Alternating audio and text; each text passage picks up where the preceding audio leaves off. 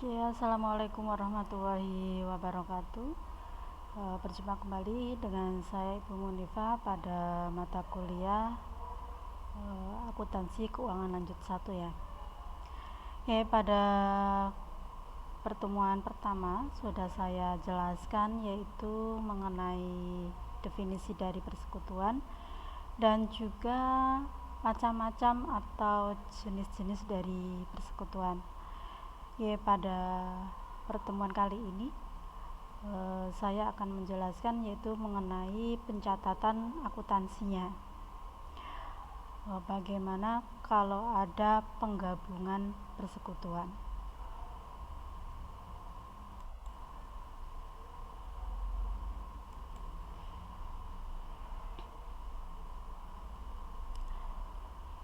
Ada beberapa cara ya untuk mendirikan persekutuan, antara lain bahwa yang namanya persekutuan tersebut itu bisa didirikan dengan cara menggabungkan beberapa orang, dan nanti orang-orang tersebut akan menyetorkan modalnya, baik itu modal berupa kas tunai ataupun aset yang non kas ya, seperti halnya menginvestasikan kendaraannya atau menginvestasikan peralatannya dan yang lainnya. Yang kedua, bahwa persekutuan tersebut bisa didirikan dengan cara kita menggabungkan perusahaan dengan orang lain yang tidak mempunyai perusahaan. Ya, berarti perusahaan yang sudah beroperasi, yang sudah berjalan, dengan orang yang tidak punya perusahaan. Yang ketiga, itu kita bisa membuat persekutuan yaitu dengan cara menggabungkan beberapa perusahaan perseorangan. Ya. Nah, contoh kamu punya perusahaan, kemudian teman kamu punya perusahaan, kemudian digabung menjadi satu ya. Berarti sama-sama sudah mempunyai perusahaan yang sudah beroperasi, yang sudah berjalan.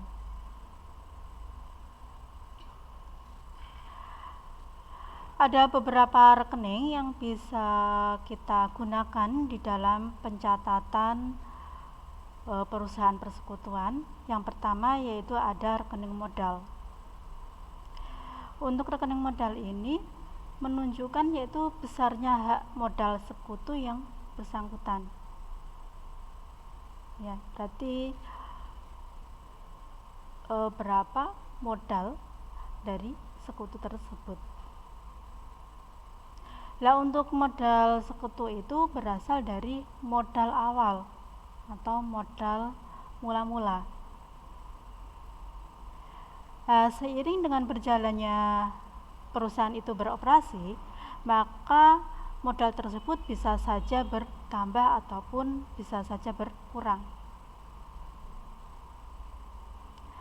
Bisa bertambah karena mungkin adanya suatu keuntungan atau laba yang sudah dibagikan kepada para sekutu. Bisa saja berkurang karena adanya suatu pengambilan prive ataupun dengan adanya pembagian kerugian. Nah, karena yang namanya suatu sekutu, kalau ada keuntungan dan juga ada kerugian, itu nanti kan akan dibagi sama rata.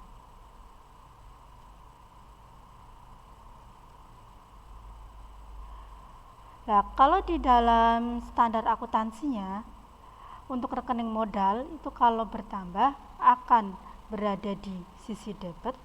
Nah, kalau modal itu berada di sisi kredit dan di sisi debit ya. Nah, maka di sini bisa Anda lihat untuk jurnal transaksinya. Contohnya ada aktiva kas dan non kas itu di debit dan modalnya itu berada di kredit ya.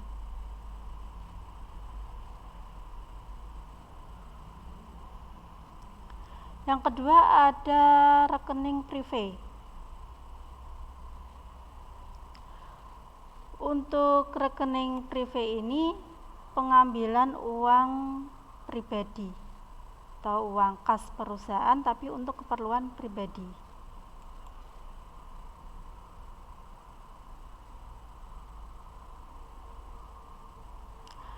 Kalau untuk privé ini sama seperti Aktiva ya.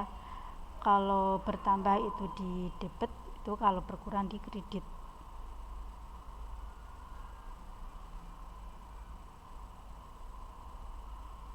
Nah, bisa Anda lihat di sini untuk privé.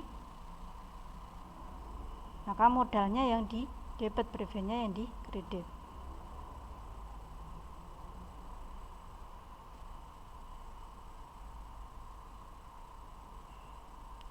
Dan nanti pada akhir periode untuk saldo dari rekening privé itu akan dipindah ke rekening modal.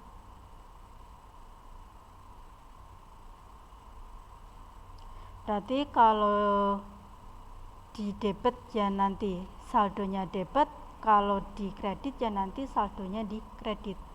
Maka nanti pada akhir periode setelah tutup buku, maka rekening privé akan bernilai 0.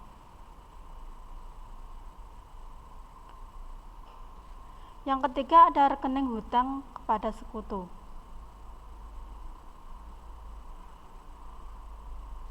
Berarti istilahnya di sini adalah perusahaan tersebut meminjam ke anggota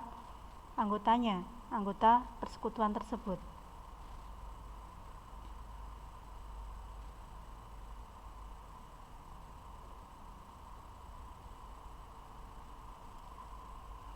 Maka untuk hutang sekutu ya, kalau bertambah itu di kredit, tapi kalau berkurang di debit.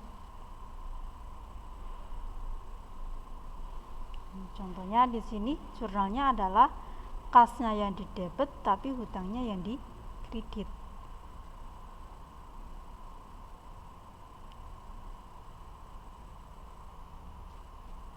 Kemudian ada piutang pada sekutu.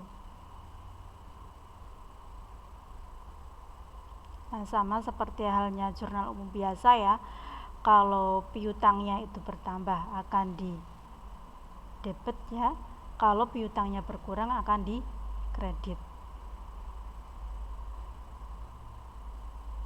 Ya, berarti nanti Anda bisa membedakan antara jurnal hutang dan piutang.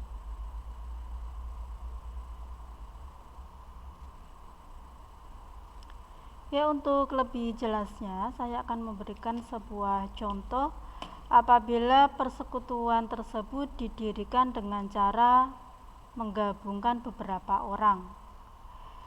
Contohnya di sini adalah Tuan Agung, Budi dan Danu.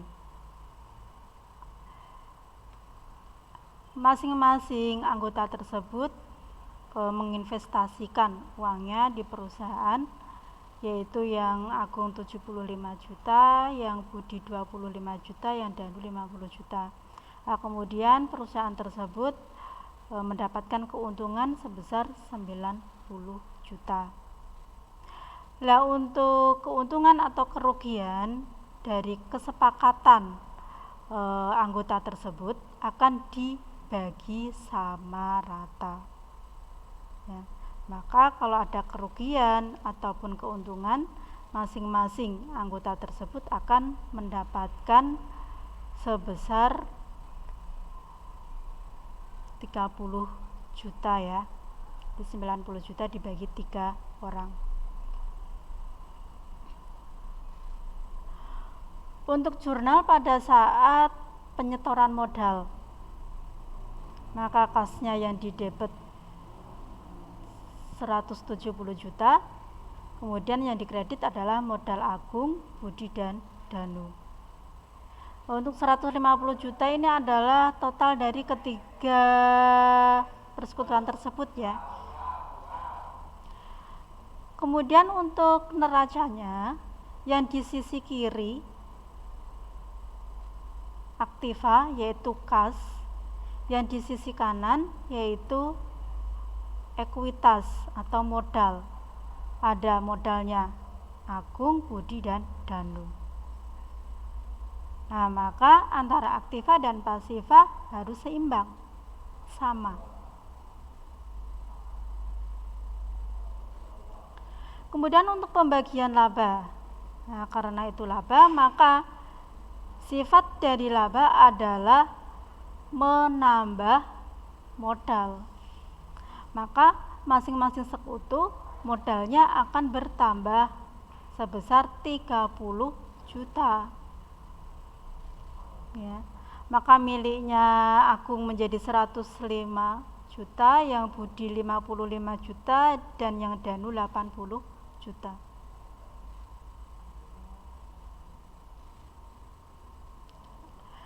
Kemudian contoh yang kedua, kalau persekutuan tersebut didirikan dengan cara menggabungkan persekutuan yang sudah beroperasi dengan seorang anggota, yang anggota tersebut tidak mempunyai perusahaan.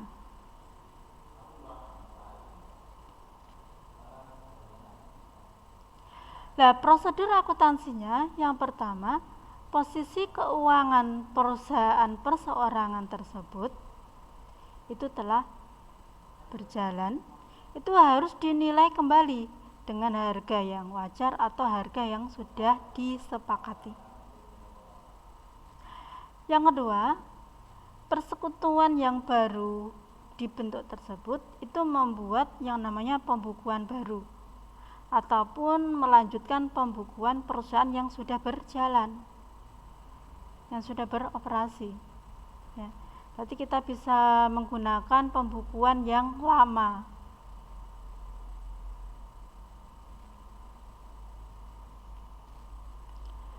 Nah, contohnya di sini adalah Tuan Rahman dan Nyonya Ayu.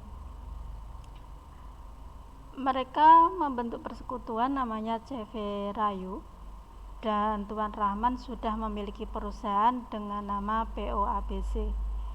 Ini adalah neraca dari POABC per 31 Desember 2021. Ya, ada kas, ada piutang dagang, cadangan kerugian piutang, dan sampai akumulasi. Untuk pasifanya ada hutang dan modal. Ya, berarti miliknya Tuan Rahman ada 31.705 ya untuk aset dan pasifanya.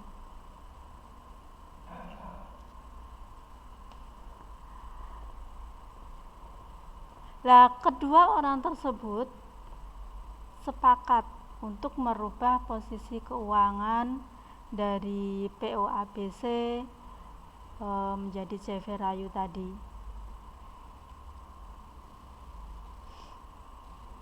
Untuk piutang dagangnya menjadi 1.530.000, itu harus dihapus. Kemudian cadangannya itu 2% dari saldo piutang yang baru ya. Kemudian persediaan barangnya itu menjadi 11.850.000. Nilai pengganti dari komputernya itu 5 juta. Kemudian Nona Ayu itu menginvestasikan modalnya 25 juta. Kemudian uang kas yang ada itu 1/4-nya diberikan untuk persekutuan yang baru.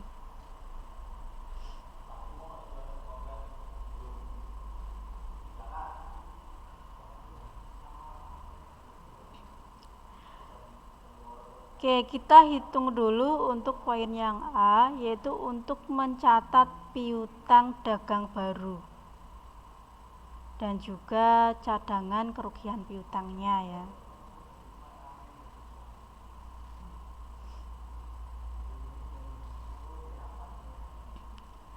Untuk cadangan kerugian piutangnya itu 7.000. Nah, 7.000 itu dari mana? 7.000 itu dari 2% kita kalikan dengan saldo piutang yang baru. Saldo piutang yang baru itu dari saldo piutang POABC dikurangi dengan piutang penyesuaiannya, ya. Tadi ini ya 5.430 itu kan dari ini yang 1.530 kan dari ini piutang yang harus dihapus ini.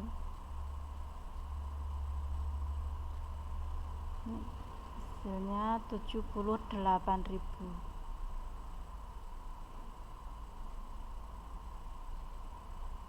Nah, kemudian untuk selisihnya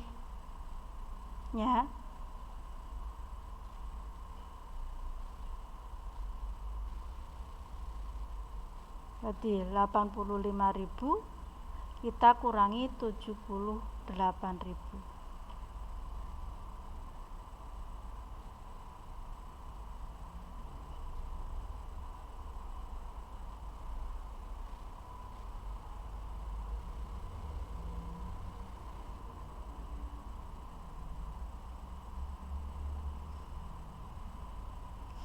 Rp85.000 ini kan cadangan kerugian piutang yang ada di neracanya POABC. Ya, ini dikurangi hasilnya ini 78.000.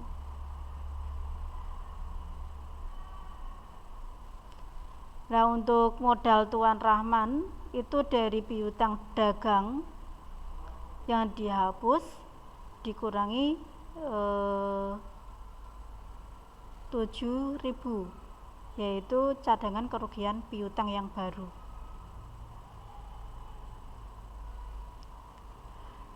Yang kedua, untuk mencatat penilaian persediaan barang dagang, yaitu modal Tuan Rahmannya di debit dan persediaannya di kredit.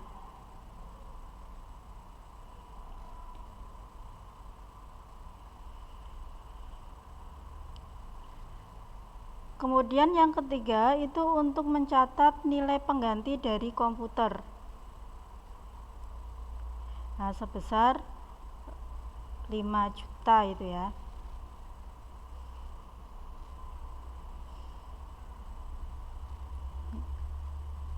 Berarti di sini nilai komputernya kan 7.580 ya. Kita kurangi dengan 5 juta menjadi 2.580.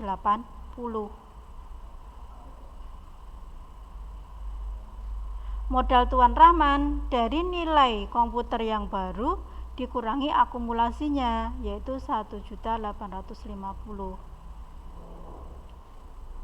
Nih ya, bisa Anda lihat akumulasinya di neracanya ini 1.850.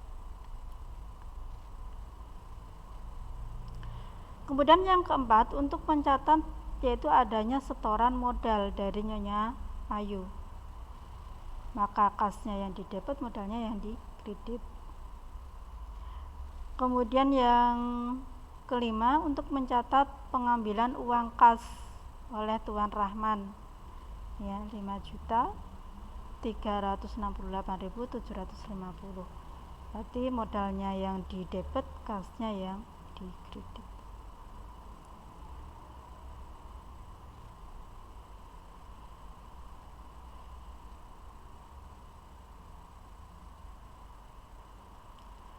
Nah, kemudian untuk jurnalnya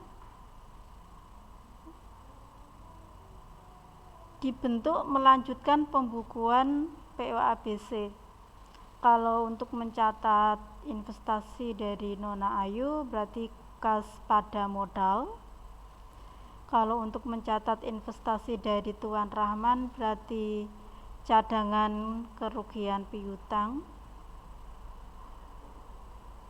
Akumulasi depresiasi komputer pada modal dan kas ya. Kemudian ada piutang dagang, persediaan barang dan komputer. Berarti semua aset atau harta miliknya POABC.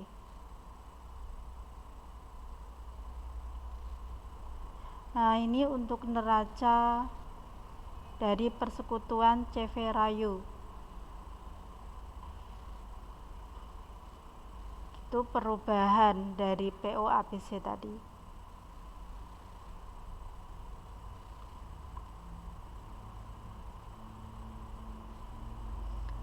Yang pertama yaitu kas. Kasnya kok menjadi 26.876.250. Itu dari neraca saldonya, kemudian ditambah dengan kas ya yang ada di poin D ini, setoran modal Nona Ayu, dan untuk mencatat pengambilan uang kas dari Tuan Rahman.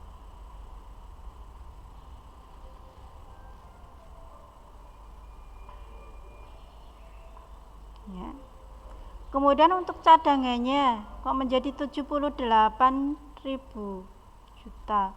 Itu dari CKP di neracanya, kemudian dikurangi dengan 2% dari piutang usaha baru.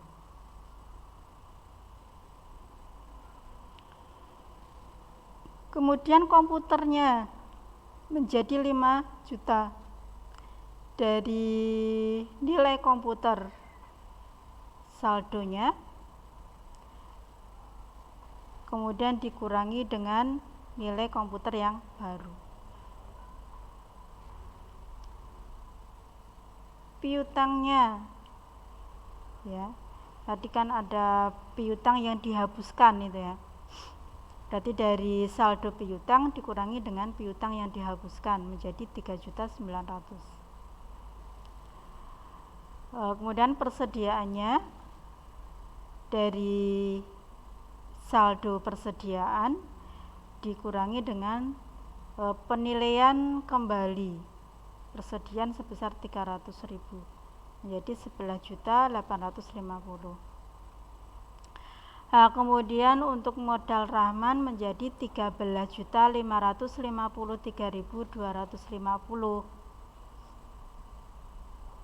ya, karena ada tambahan modal Nona Ayu, kemudian ya karena dengan adanya kerugian piutang dan yang lainnya ini.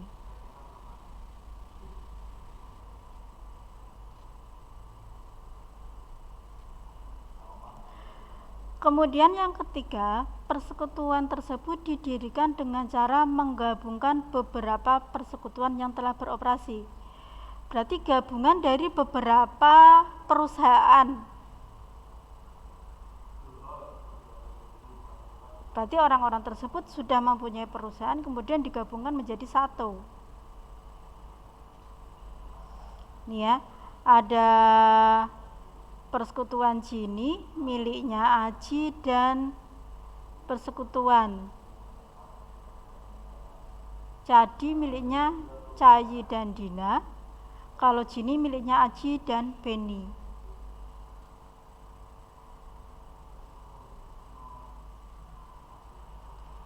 Nah ini ya, ini adalah dua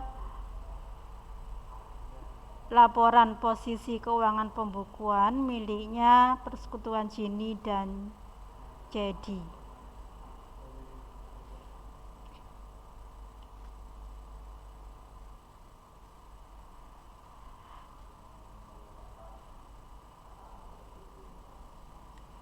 Ada beberapa cara untuk mencatat atau membukukan, yaitu beberapa persekutuan tersebut. Kita bisa menggunakan pembukuan persekutuan yang baru, contohnya dari perusahaan Maju Papan, atau kita menggunakan persekutuannya Jini, atau kita bisa menggunakan persekutuannya Jadi.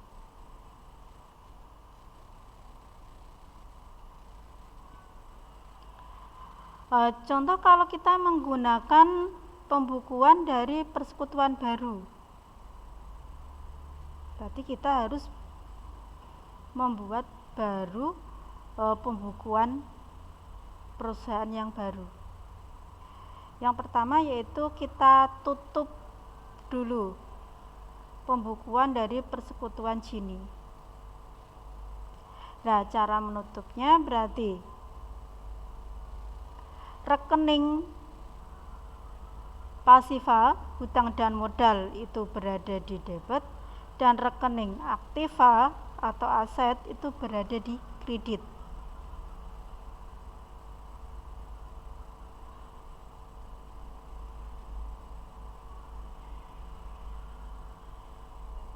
Nilainya sama yang ada di neraca.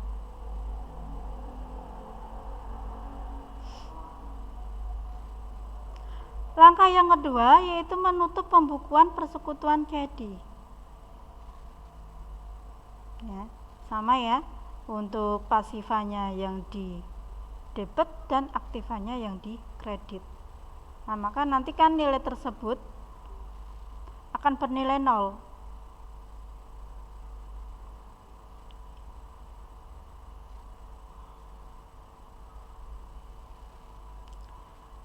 Langkah ketiga yaitu kita mencatat setoran persekutuan Gini dan CADI. Berarti menggabungkan antara saldo miliknya Gini dan saldo miliknya CADI. Berarti kenapa kas ini kok berubah menjadi 11.500.000? Itu dari kasnya persekutuan Gini ditambah dengan kasnya miliknya perusahaan CADI. Begitu pula untuk piutang, persediaan, dan yang lainnya. Tapi kalau modal ditulis sendiri-sendiri ya, berarti maka di sini ada 4 pemilik, yaitu ada Tuan Aji, Tuan Beni, Tuan Cayi, dan Tuan Dina. Kalau modal tidak boleh digabung, cara penulisannya harus sendiri-sendiri sesuai dengan nama pemiliknya.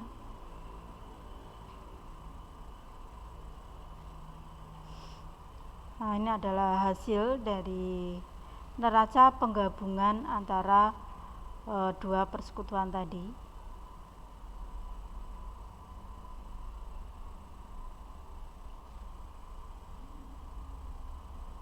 Nah,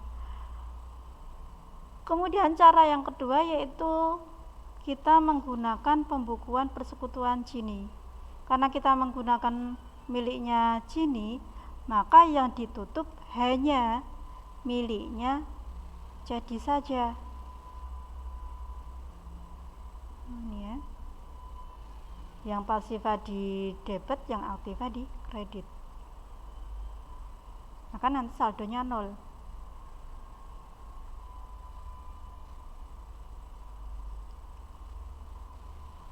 Baru langkah yang kedua, kita mencatat setoran persekutuan gabungan antara Gini dan CADI di dalam perusahaan Maju Papan. Nah, ini berarti hasil penjumlahan atau penggabungan antara perusahaan Gini dan CADI. Ini totalnya ini.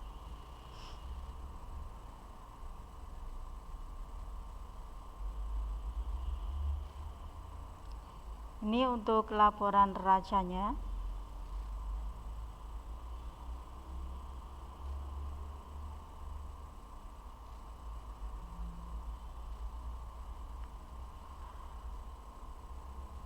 Kemudian metode yang ketiga menggunakan pembukuan persekutuan CADI.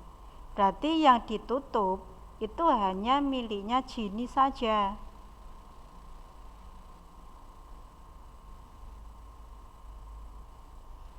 Ya, aktivanya itu di kredit, pasifanya yang di debit.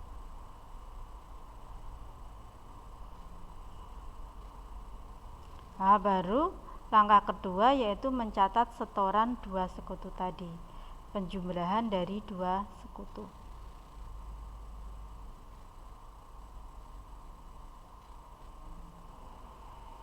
Ini ya untuk totalnya.